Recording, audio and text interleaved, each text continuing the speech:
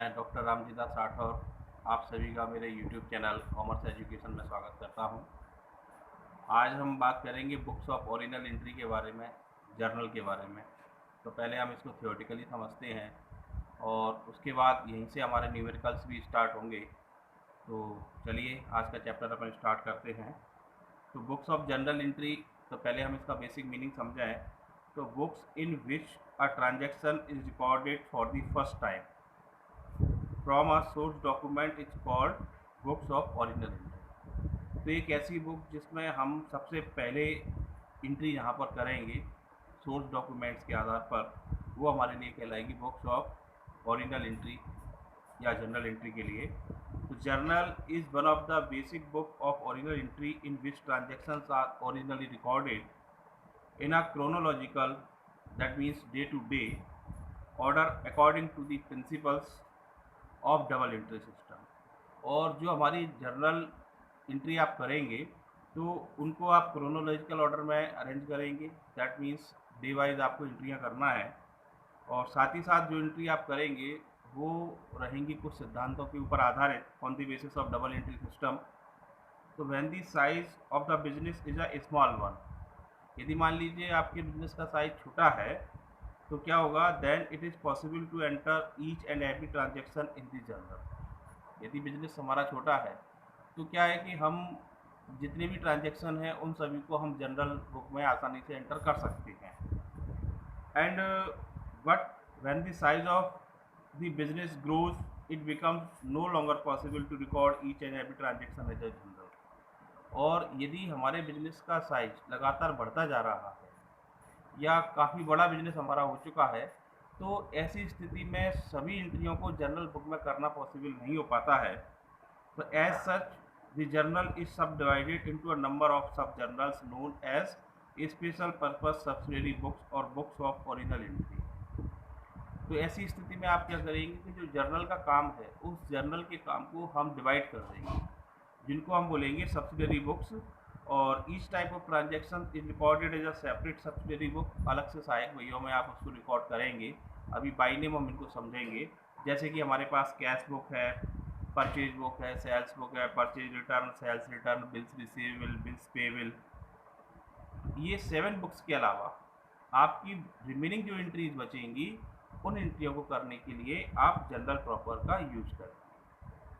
तो यहाँ जो समझने वाली बात है हमारे लिए वो ये है कि यदि हमारा बिजनेस छोटा है तो हम केवल एक बुक के आधार पर ही पूरा रिकॉर्ड मेंटेन कर सकते हैं, और यदि हमारा बिजनेस काफ़ी बड़ा है तो हमको सब डिवीज़न ऑफ जर्नल या सब्सिडियरी बुक्स का यूज करना पड़ेगा।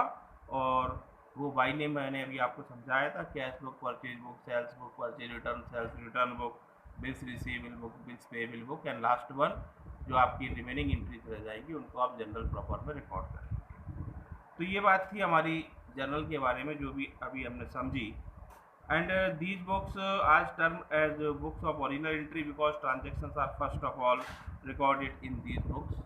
तो जो सब्सिडी बुक्स है वो भी आपकी बुक्स ऑफ ओरिजिनल एंट्री ही है, क्योंकि इसमें भी आप first time on the basis of source document सारे रिकॉर्ड को मेंटेन कर रहे हैं। And a businessman need not maintain all of the above mentioned subsidiary books, but he may maintain any of the above books according to the needs of requirement of his business। और जितनी books मैंने अभी आपको बताई थी, ज़रूरी नहीं है कि वो सारी की सारी आप उस बुक्स को मेंटेन करें। अकॉर्डिंग टू योर नीड आप अपने बिजनेस में बुक्स को मेंटेन कर सकते हैं। एंड इन दिस चैप्टर, अभी इस चैप्टर में जो हम बात करेंगे तो केवल हम जनरल को डिस्कस करेंगे, ठीक है। तो लेट स्टार्ट द जनरल। तो journal, that means journal is a book of original entry in which the transactions are recorded first of all and when they take place। तो जर्नल एक ऐसी book है जिसमें हम सोर्स डॉक्यूमेंट के आधार पर फर्स्ट टाइम जो रिकॉर्ड मेंटेन करेंगे वो हमारे लिए जर्नल कहलाएगा। According to professor Carter, Carter की डेफिनेशन इस संबंध में कुछ कहती है, तो डेफिनेशन को भी अपन समझने का प्रयास करते हैं। The journal is ordinary used is a book of primary entry in which transactions are copied in order to the date from a memorandum or based book। The entries as they are copied are classified into debit and credits so as to facilitate their being correctly posted afterwards in the ledger। तो कहने का aspect ये है कि जो आप general में एंट्रियों को मेंटेन करेंगे तो वो आपका क्या है, बेसिक बुक है, प्राइमरी बुक है, और इसमें जो आप ट्रांजैक्शन कर रहे हैं तो उसके लिए आप मेमोरेंडम बुक या बेस्ट बुक, रफ बुक से आप ट्रांजैक्शंस को ले रहे हैं, और इसमें जो एंट्री आप कर रहे हैं उनको प्रॉपरली आपको डेबिट करना है, क्रेडिट करना है। तो डबल एंट्री सिस्टम के आपके जो रूल्स हैं उन रूल्स को आप स्पेशली याद रखेंगे, और इन एंट्रियों को करने के बाद आपको क्या है कि आप आसानी से लेजर को तैयार कर सकते हैं।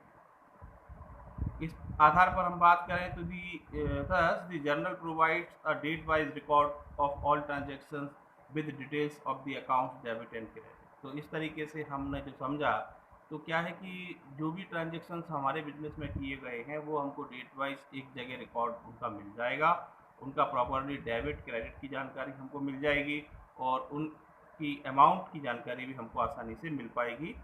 Prior to recording in journal, the transaction may also be recorded in a rough book called waste book or memorandum book। अब इन्होंने एक बात और कही है, अभी तक हम सोर्स डॉक्यूमेंट की ही बात कर रहे थे, तो सोर्स डॉक्यूमेंट तो हमारे पास है ही बेस, और उसके साथ साथ आप बेस्ट बुक या मेमोरेंडम बुक आप बना सकते हैं, और maintenance of best book is not necessary. देखिए ये बनाना आवश्यक नहीं है, but where the number of every day transaction is so larger that is not possible for our business to remember all of them. और जहाँ हमारे बिजनेस ट्रांजेक्शन बिजनेस में बहुत ज़्यादा होते हैं तो ऐसी स्थिति में हमको सभी ट्रांजेक्शन्स को याद रखना संभव नहीं हो पाता है। तो इससे बेहतर ये है कि हम एक रफ बुक या बेस्ट बुक बना लें, और ये हमको काफ़ी सपोर्ट भी करती है। तो पावर प्रूव हेल्पफुल, और later on with the help of the best book recording is made a general, और इस आधार पर हम जनरल को तैयार कर सकते हैं। तो अभी हमने जो जनरल का मीनिंग समझा, यदि उसको हम एक लाइन में समझने का प्रयास करें तो जर्नल बुक हमारी एक बेसिक बुक है जिसको हम रफ बुक या बेस्ट बुक के आधार पर तैयार करेंगे। इसमें डेट वाइज हमको सभी एंट्रियों को रिकॉर्ड करना है, और डेबिट क्रेडिट इसमें मेंशन होगा, अमाउंट हमारी मेंशन हो जाएगी, और साथ ही साथ जो महत्वपूर्ण है हमारे लिए कि डेबिट क्रेडिट के जो रूल्स हैं हमारे डबल एंट्री सिस्टम के, उन रूल्स के आधार पर हमको इसमें एंट्रियों को मैनेज करके चलना है। जो अभी हमने डेफिनेशन और मीनिंग समझा था जर्नल, उसके आधार पर हम इसकी कुछ विशेषताओं के बारे में बात करें जो कि हमको आसानी से समझ में आ सकती हैं। तो पहली बात तो ये है कि first one, journal is a book in which the transaction are recorded first of all as when they take place. For this reason it is called a book of original entry. तो journal में हम क्या करते हैं कि ये हमारी पहली बुक है, और सबसे पहला हम इसी में ट्रांजैक्शंस को रिकॉर्ड करते हैं, टेक प्लेस, इसलिए हम इसको बुक्स ऑफ ओरिजिनल एंट्री भी कहते हैं।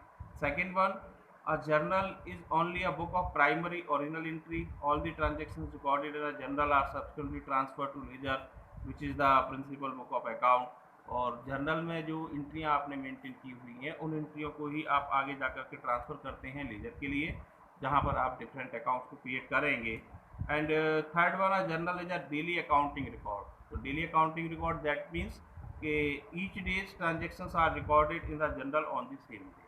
तो ज़्यादा बेहतर यही है कि आप एवरी डे ट्रांजेक्शंस को फिनिश करते चले जाएँ, जितने ट्रांजेक्शंस आपके हो रहे हैं उतने ट्रांजेक्शंस को आप सेम डे जनरल में ट्रांसफ़र कर दें, जिससे कि हमारा वर्कलोड भी नहीं बढ़ेगा।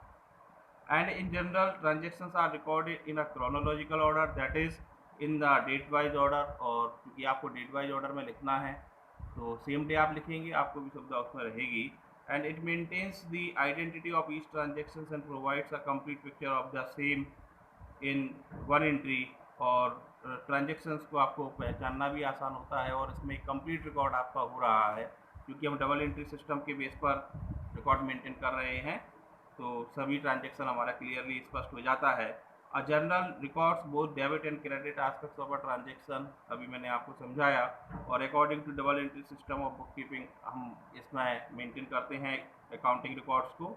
And each entry in the journal is followed by a brief explanation of the transaction which is called a narration. बहुत इंपॉर्टेंट पॉइंट है हमारे लिए ये कि जब हम जनरल एंट्रियों को मेंटेन करते हैं तो उस स्थितियों में हमको एंट्री करते समय एक नरेशन भी लिखना होता है। तो नरेशन क्या है कि जो ट्रांजेक्शन आपने किया उसका ब्रीफ एक्सप्लेनेशन है, संक्षेप में आप उसको लिखेंगे कि आपने ये एंट्री को क्यों मेंटेन किया हुआ है। तो इस तरह आप नरेशन मेंशन करेंगे। एंड लास्ट जो विशेषता इसकी है वो ये है कि single journal entry is capable of recording more than one transaction involving more than two accounts such as called compound entry। और देखिए एक तो हमारे पास सिंगल एंट्री रहेगी, नॉर्मल एंट्री, जैसे मान लीजिए आपने स्टार्टेड बिजनेस कैश किया तो cash account debit to capital account. लेकिन मान लीजिए started business with cash furniture and machine आपने किया हुआ है, तो इस स्थिति में आपकी जो कंपाउंड एंट्री क्रिएट होगी तो cash account debit, furniture account debit, machine account debit to capital, इस तरीके से आप एंट्री को मेंटेन करके चलेंगे। तो अभी हमने जो बात की वो क्या है, फीचर्स और कैरेक्टरिस्टिक्स ऑफ अ जर्नल के बारे में हमने चर्चा अभी आपसे की। इसके बाद जो हम बात कर रहे हैं वो है हमारे लिए फंक्शंस ऑफ अ जर्नल। हम जो जर्नल मेंटेन कर रहे हैं उसके कार्य क्या हैं, फंक्शंस क्या क्या हैं। तो first one, to keep chronological, that means date wise record of all transaction. तो हमारा एक डेट वाइज रिकॉर्ड मेंटेन हो जाता है। And second one, to analyze each transaction into debit and credit aspect by using double entry system of bookkeeping. And third one, to provide basis for providing posting into ledger बनाने में ये हमको support करता है। And last one, to maintain the identity of each transaction by keeping a complete record of each transaction at one place on a permanent basis। तो इस तरीके से हमारे लिए ये functions of journal भी important रहेगा। तो ये सारी बातें अभी हमने समझी जो हमारे लिए काफ़ी मददगार साबित हो सकती हैं। आगे हम बात करते हैं एडवांटेजेस ऑफ जर्नल के बारे में। कुछ एडवांटेजेस भी इसके बताए गए हैं आपके लिए। तो first one, as transaction in journal are entered as when they take place the possibility of omission of transaction in the books account is minimized. तो पहली बात तो ये है, क्योंकि आप day wise journal entry maintain कर रहे हैं तो आपसे जो छूटने की गलती है कि कोई एंट्री हमसे करने से रह जाएगी, उसकी संभावनाएं काफ़ी कम हो जाती हैं। Second one, as transaction in journal are recorded in chronological order, it is very easy to locate a particular transaction when required. और जैसे ही हमको ज़रूरत पड़ती है कोई ट्रांजेक्शन की जानकारी लेने के लिए, क्योंकि डेट वाइज रिकॉर्ड मेंटेन है, तो आसानी से हम उसके बारे में फाइंड आउट कर सकते हैं। And third one, by analysing each transaction into debit and credit aspect the journal facilitates the posting into ledger. और चूँकि हम इस पर डेबिट क्रेडिट भी मेंशन कर रहे हैं आसानी से, तो जब लेजर हम तैयार करते हैं उस समय हमको ये काफ़ी सपोर्ट मिलता है। And each entry in the general carries narration which gives a brief explanation of the transaction, hence posting into ledger can be made without explanation। क्योंकि हमने जनरल एंट्री करते समय नरेशन को लिखा हुआ है और वहाँ हमारी जानकारी कंप्लीट हो जाती है, तो इसलिए जब हम लेजर तैयार करते हैं तो उस समय हमको नरेशन लिखने की कोई आवश्यकता नहीं होती है। And journal facilitate cross checking of ledger account in a case of trial balance does not agree. और यदि मान लीजिए हमारा किसी कारण से ट्रायल बैलेंस नहीं मिल पा रहा है टोटल उसका, तो जनरल हमको सपोर्ट करता है, हम उसकी क्रॉस चेकिंग आसानी से कर सकते हैं। एंड नेक्स्ट वन, 6 पॉइंट, कि since entire transaction is recorded at one place in the journal, the identity of each transaction is maintained on a permanent basis। और क्योंकि जो आपने रिकॉर्ड मेंटेन किया है तो रिकॉर्ड हो चुका है, वो परमानेंट बेसिस पर हमारा रिकॉर्ड है। And once the transaction is recorded in journal, posting in the ledger can be made as and when convenient. और जब आपने जनरल एंट्री को मेंटेन कर लिया तो जहाँ आपकी सुविधा हो, जब आपको समय मिले, आप अपनी लेजर को तैयार कर सकते हैं। तो इस तरीके से हम एडवांटेजेस ऑफ जनरल के बारे में भी समझ पा रहे थे। द नेक्स्ट वन जो हम बात कर रहे हैं वो है लिमिटेशन ऑफ जनरल के बारे में। तो लिमिटेशन ऑफ जनरल की हम बात करें तो पहला पॉइंट हमारे पास है जो इसकी सीमाएं हैं।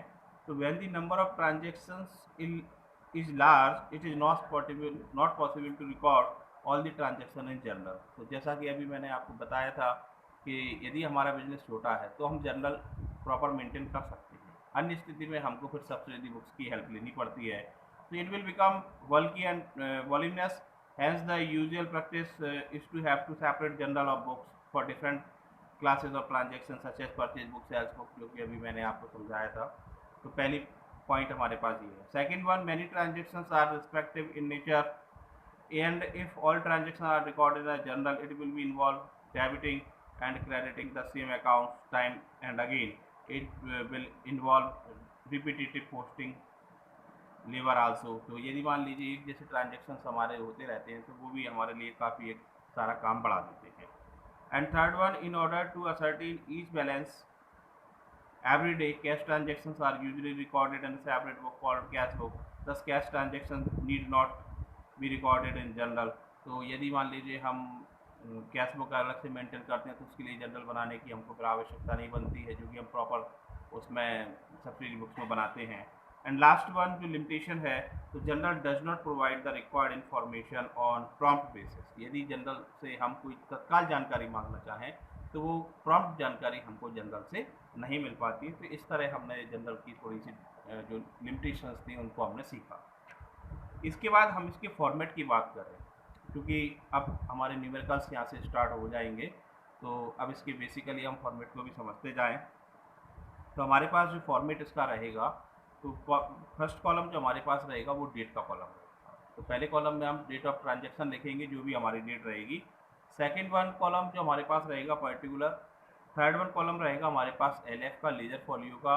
एंड फोर्थ वन कॉलम रहेगा अमाउंट डेबिट के लिए। एंड सिक्स वन कॉलम रहेगा अमाउंट क्रेडिट के लिए।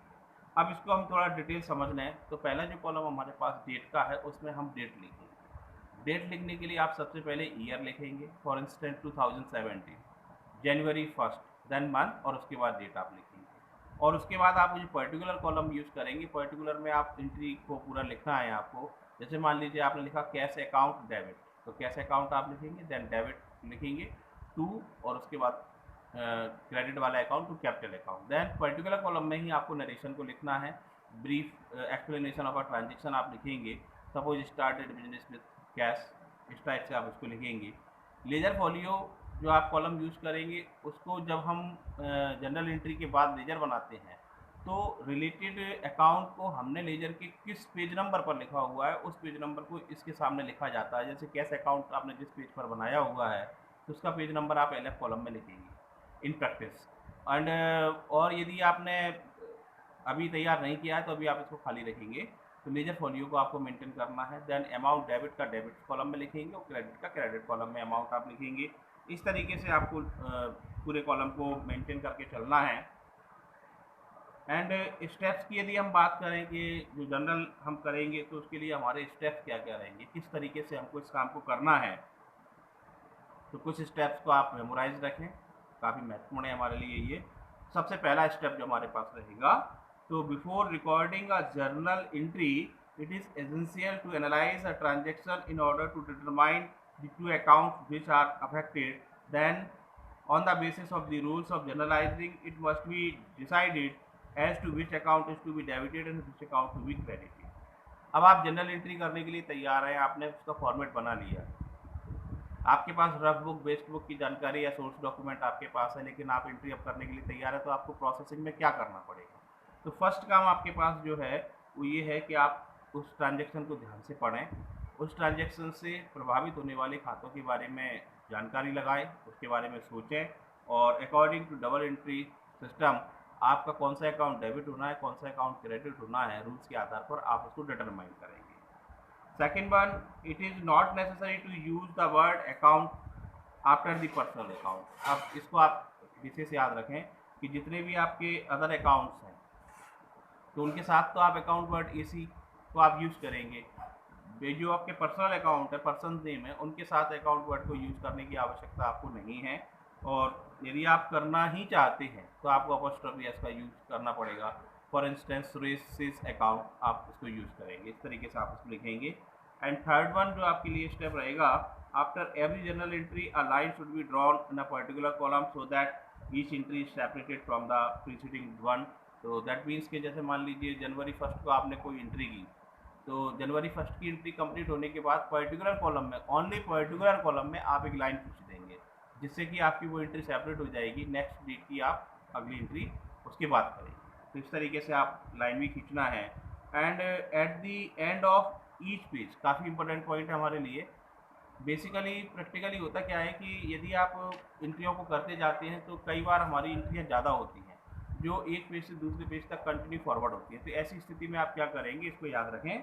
तो at the end of each page both the debit and credit columns are totalled up just in front of each order.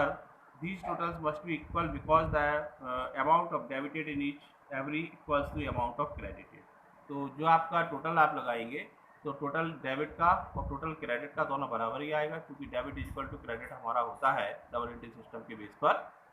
तो आप उसका टोटल लगाएंगे और उसके लिए आप लिख देंगे total C F carried forward, और नेक्स्ट पेज पर आप एंट्री करने के पहले आप उसको लिखेंगे total B F, that means brought forward. तो इस तरह से आप एंट्री के हर पेज को ट्रांसफ़र करते चले जाएंगे। इसका बेनिफिट हमको ये मिलेगा कि यदि मान लीजिए 4-5 पेज का हमारा टोटल है, तो हमको बाद में ग्रांड टोटल करने के लिए अलग से टोटल नहीं करना पड़ेगा, क्योंकि हम टोटल फॉरवर्ड लेते चले आए हैं, तो लास्ट में हमारा टोटल आसानी से हो पाएगा। तो इस तरह हमको जनरल एंट्री करते समय कुछ जो बेसिक स्टेप्स हैं उनको हमको याद रखना पड़ेगा। और जिस जनरल एंट्री की अभी हम बात कर रहे थे, ये सारा वर्क जो हमारा कहलाता है उसको हम बोलते हैं जर्नलाइजिंग, ठीक है ना। तो ये सारी बात मैंने आपको बताई। अब इसके कुछ रूल्स के बारे में हम और चर्चा कर लें, जो कि काफ़ी महत्वपूर्ण है हमारे लिए इसकी चर्चा करना। तो रूल्स की यदि हम बात करें तो इसके पहले हमने वीडियो में समझा था कि डबल एंट्री सिस्टम के गोल्डन रूल्स होते हैं, और इनको हम अकाउंटिंग पिलर्स भी कह सकते हैं, जिसके ऊपर हमारा पूरा अकाउंटिंग सिस्टम मैनेज रहेगा, चलेगा आगे। तो पहला जो हमारा अकाउंट रहेगा वो रहेगा पर्सनल अकाउंट। तो पर्सनल अकाउंट, इसको आप समझ लीजिए कि it is related with person, firm etcetera. तो इनसे संबंधित जितने भी आपके खाते हैं वो आपके पर्सनल अकाउंट में माने जाएंगे। और पर्सनल अकाउंट का जो आपका रूल रहेगा, debit the receiver and credit the giver. किसी भी वस्तु को पाने वाले व्यक्ति के खाते को आप नाम करेंगे और देने वाले व्यक्ति के खाते को आप जमा करेंगे, इसको याद रखिएगा।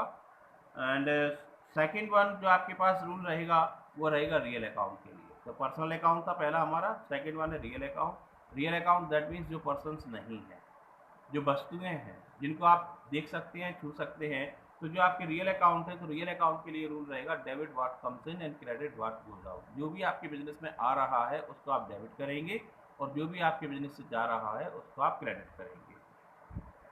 एंड थर्ड वन जो हमारे पास रहेगा वो रहेगा nominal account. Nominal account that means कि जो आपके ट्रांजेक्शन्स को शो करते हैं, जितने भी आपके एक्सपेंसेस हैं, जितने भी आपके छोटे मोटे इनकम वगैरह हैं, उनको आप ये शो करेंगे इसके माध्यम से।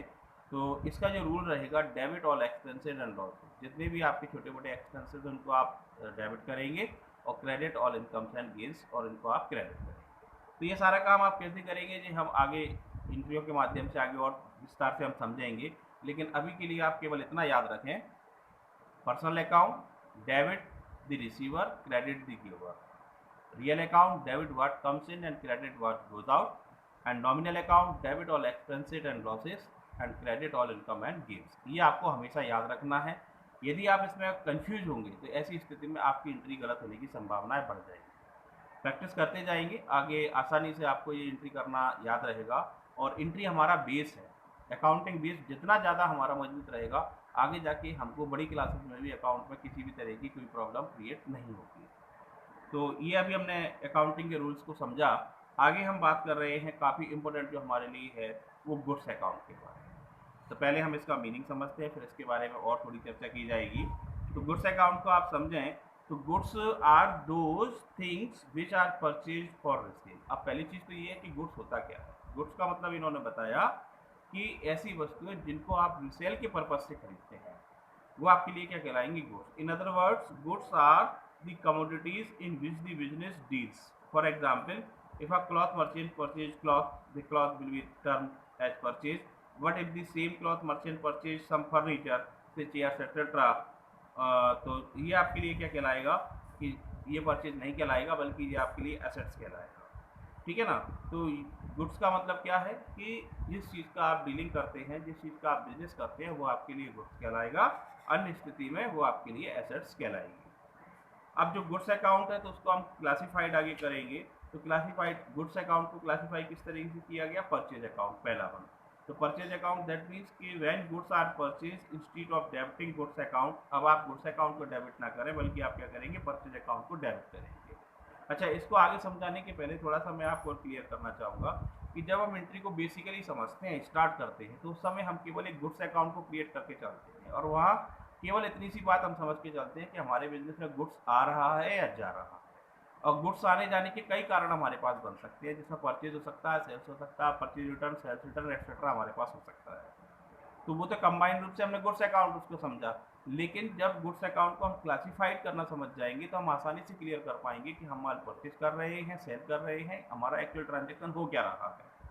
तो हम परचेज की बात कर रहे थे, तो परचेज दैट मीन्स जब हम माल को परचेज करते हैं तो फिर हम डेबिट अकाउंट गुड्स को करने की जगह हम लिखेंगे परचेज अकाउंट डेबिट। और purchase account is a nominal account, अब इसको आप और याद रखिए, purchase account is a nominal account and while passing a journal entry purchase account should be always be debited because the rule of debit or expenses and losses। तो purchase account को उन्होंने nominal account के रूप में indicate किया हुआ है। And sales account के बारे में बात करें तो sales account sales then goods are sold instead of crediting goods account, sales account is credited. और सेल्स अकाउंट को भी ये नॉमिनल अकाउंट आपके लिए क्या करके चल रहे हैं, तो इस तरीके से आप इसको लिखेंगे। देन परचेज रिटर्न और सेल्स रिटर्न अकाउंट के लिए भी आप सेम प्रोसेस आप यूज़ करेंगे। तो गुड्स अकाउंट की जगह आप परचेज रिटर्न, सेल्स रिटर्न, और स्टॉक है तो स्टॉक अकाउंट आप यूज़ करेंगे। कहने का आस्पेक्ट ये है कि जैसी आपकी सिचुएशन हो गुड्स के ट्रांजेक्शन की, आप गुड्स अकाउंट को यूज़ कर सकते हैं। एंड आफ्टर दैट हम बात करें कुछ और हमारे पास बातें रहेंगी, इंपॉर्टेंट कंसिडरेशंस हमारे पास दिए गए हैं, जैसे कि in the transaction relating to purchase or sale of goods it has to be decided whether a transaction is for cash or credit because the entry is passed accordingly। और transaction करते समय आपको एक बात और याद रखनी पड़ेगी कि जो ट्रांजेक्शन हम कर रहे हैं वो कैश है, क्रेडिट है, क्या है, तो वो सारी चीज़ हमको पहले पिक्चर क्लियर होनी चाहिए, क्योंकि जब तक हमको ट्रांजेक्शन समझ में नहीं आएगा तब तक हम उसके बारे में एंट्री को प्रॉपरली नहीं कर सकते हैं। जैसे इन्होंने दिया, if the transaction relating to purchase और sale of goods the name of purchaser और seller is not given it is considered as a cash transaction. यदि मान लीजिए केवल आपको गुड्स सोल्ड लिखा हुआ है या गुड्स परचेज लिखा हुआ है, तो इसको आप क्या मानेंगे, तो इसको आप कैश ट्रांजेक्शन मानेंगे, क्योंकि किसी व्यक्ति का नाम नहीं दिया गया है। सेकंड पॉइंट आप याद रखें, if the transaction relating to purchase और sale of goods the name of purchaser और seller is given along with cash, तो it is considered as a cash transaction. अब देखिए इस ट्रांजेक्शन में क्या दिया गया है कि आपको जैसे goods sold to Gopal for cash, व्यक्ति का नाम भी दिया है और कैश वर्ड भी दिया हुआ है, तो इस स्थिति में भी आप उस ट्रांजेक्शन को कैश ट्रांजेक्शन मानेंगे। अभी आपने दो बातें सीखी, नंबर एक कि किसी व्यक्ति का नाम नहीं दिया है, केवल ट्रांजेक्शन की जानकारी है, वो कैश ट्रांजेक्शन है। किसी व्यक्ति का नाम दिया है और कैश भी लिखा हुआ है तो भी वो कैश ट्रांजेक्शन है। और थर्ड जो बहुत इंपॉर्टेंट पॉइंट है हमारे लिए कि if the transaction relating to purchase और sale of goods the name of purchaser seller is given and it is not started whether in a cash और क्रेडिट ट्रांजेक्शन, कैश क्रेडिट कुछ भी नहीं लिखा हुआ है, केवल व्यक्ति का नाम लिखा हुआ है। For instance goods sold to Gopal, Gopal को माल बेचा, नगद बेचा, उधार बेचा, ये कुछ भी नहीं लिखा हुआ है, तो उस ट्रांजेक्शन को आप क्रेडिट ट्रांजेक्शन मानेंगे। इसको आप स्पेशली याद रखें। And last one, in case of expenses के बारे में हम बात करें तो even if the name of party receiving और making payment is given it is still considered as a cash transaction. अब suppose say salary paid to Mukesh 1000, तो अब जैसे एंट्री आपको दी गई है कि सैलरी पेड टू मुकेश, क्योंकि हम नॉमिनल अकाउंट के बारे में बात कर रहे हैं तो नॉमिनल अकाउंट में जो ट्रांजेक्शन हमारे होते हैं वो कैश ट्रांजेक्शन होते हैं। ऐसी स्थिति में हमको व्यक्ति के नाम के बारे में ध्यान नहीं रखना है। जैसे इन्होंने दिया सैलरी पेड टू मुकेश, तो एंट्री जो आपकी होगी salary account debit to cash होगा, क्योंकि आपने एक्सपेंस को पेड किया होगा। यहाँ मुकेश से हमारा कोई संबंध नहीं है, भले ही मुकेश रिसीवर है, ठीक है। तो ये कुछ छोटी छोटी बातें जो जनरल एंट्री के बारे में हो सकती थी, अभी हमने इस वीडियो के माध्यम से जानी। आगे हम अब सवालों को समझेंगे, तो थोड़ा सा अब आप न्यूमेरिकल वर्क की ओर भी तैयार होते चले जाइए। तो अगले वीडियोज़ में आपको न्यूमेरिकल्स भी मिलते जाएंगे और आप लगातार सीखने के लिए वीडियोज़ को देखते रहें, थोड़ा बुक्स को भी स्टडी करें, जिससे कि आप अकाउंट में एक्सपर्ट बन सकें। Thank you and have a nice.